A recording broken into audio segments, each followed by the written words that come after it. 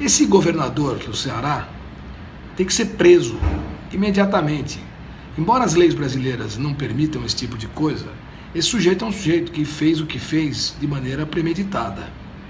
Esse cara é um bandido petista, sem vergonha, ordinário, que minou de todas as maneiras possíveis e imaginárias a candidatura do atual governo e que agora resolveu dar uma de petista bravo e herói e peitar logo na primeira semana o governo do Ceará, o governo brasileiro, com essas medidas que estão sendo tomadas lá no Ceará. Isso é um absurdo total. Pessoal, eu tenho uma denúncia muito grave para fazer e peço que vocês prestem muita atenção nesse vídeo, porque o que está acontecendo no Ceará hoje, todo esse caos, toda essa violência, toda essa criminalidade, não é por acaso, é de caso pensado, é um cálculo, é um planejamento, é uma estratégia política absolutamente nojenta que está sendo levada em frente pelo governador petista Camilo Santana. Eu peço que vocês prestem muita atenção e depois que vocês entenderem todo o objetivo e toda a complexidade desse processo, que vocês compartilhem com o máximo de pessoas possível para que todos tenham noção da verdadeira farsa e esse jogo com vidas humanas que está sendo jogado no Ceará. Antes de qualquer coisa, vocês não acham muito esquisito que uma gestão de continuidade, um governador que já está lá há 4 anos, de repente abandone todas as suas políticas criminais, de repente haja como se fosse um novo governador, como se a gestão passada não tivesse sido dele, chutasse o formigueiro e criasse o caos dentro dos presídios, indo de encontro a tudo que ele já defendeu dentro de políticas criminais, enquanto seus secretários de segurança defenderam durante todos os 4 anos do seu governo, logo no início do mandato, para criar esse caos. Como é que ele muda tudo do nada, como se ele fosse algum governador novo, como se ele fosse algum governador de renovação, e ainda tem a cara de pau de dizer que foi uma ação coordenada e planejada com o governo federal. Mas peraí, o governo federal ainda está se montando, né? A gente passou agora por uma fase de transição do Centro Cultural Banco do Brasil, você vê as equipes super atarefadas, mudando milhares e milhares de cargos, estruturas e secretarias e ministérios que ainda estão sendo fundidos, que ainda estão sendo integrados. E na primeira semana do governo federal, que ainda está se organizando, o governador diz que tem planejamento e tem integração com o governo.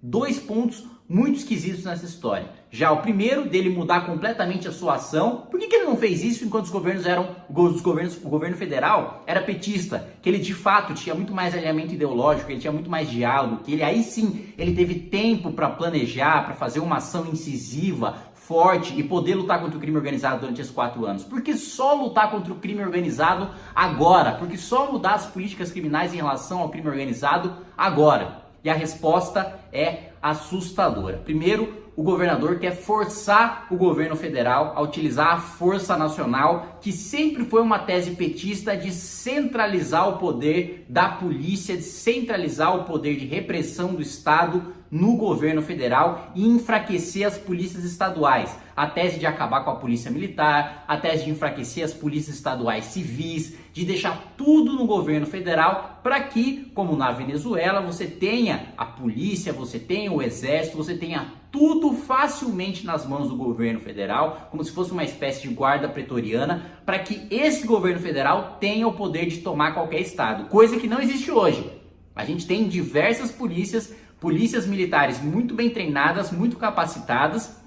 Se houvesse algum conflito com o governo federal, não seria fácil a tomada de poder, com certeza haveria muito conflito. Aqui a estrutura não é tão centralizada como na Venezuela, apesar dos esforços do PT, que inclusive criou a Força Nacional justamente para isso, para centralizar o poder repressivo. Agora, vocês podem pensar, então foi um erro do governo Bolsonaro utilizar a Força Nacional? Não, tem de utilizar a Força Nacional, porque a alternativa a essa Força Nacional seria uma intervenção federal. E uma intervenção federal, utilizando as Forças Armadas, você não poderia, por exemplo, votar propostas de emenda à Constituição. E agora a reforma mais fundamental a ser votada é a reforma previdenciária, que mexe na Constituição e que pouca gente tem falado. Mas se o Bolsonaro não aprovar, ele vai estar cometendo crime fiscal, crime de responsabilidade, da mesma natureza do crime que a Dilma cometeu. E aí os petistas vão colocar o dedo na cara do Bolsonaro e falar: olha só, você não aprovou a reforma da Previdência, está cometendo crime fiscal, vocês derrubaram a Dilma por crime fiscal, por que não derruba você? Fortalecendo ainda mais a tese mirabolante do golpe, que depois de toda essa complexidade, toda essa estratégia não vai parecer tão mirabolante assim. Ou seja, toda essa manobra, todo esse jogo feito com vidas humanas sendo feito para prejudicar o Brasil. Vocês imaginem se todos os governadores petistas que estão governando aí diversos estados do Nordeste e do Norte resolverem fazer a mesma coisa. O país fica absolutamente ingovernável, não tem força nacional para todo mundo, e se você tiver intervenção federal, além de você também não ter exército para todo mundo, você barra a aprovação de PECs e basicamente paralisa a atuação do Congresso Nacional e transforma automaticamente o presidente da República num criminoso, dando discurso para o PT para derrubar o presidente da República porque ele está cometendo crime.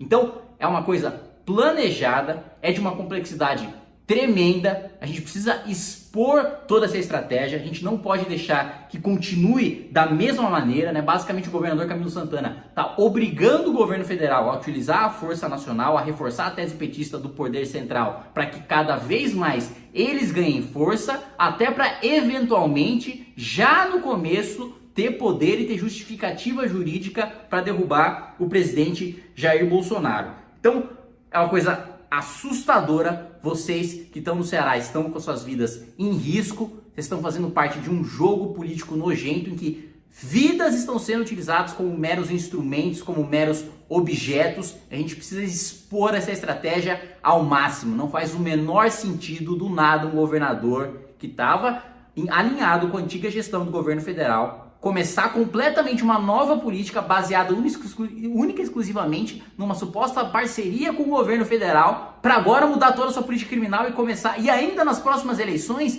ter o discurso de que combateu o crime organizado. Mas o que o governador fez? Nada. Só pediu ajuda para o governo federal e está jogando tudo no colo do governo federal, da presidência da República. Isso é pura canalice. É um jogo de xadrez, repito, sendo jogado com vidas humanas. E se a gente não expor a estratégia do rei, do petista, do governador Camilo Santana, vai ser um checkmate do PT. Inscreva-se no nosso canal, youtube.com/mblivre. Precisamos da sua ajuda. Acesse mbl.org.br/contribua.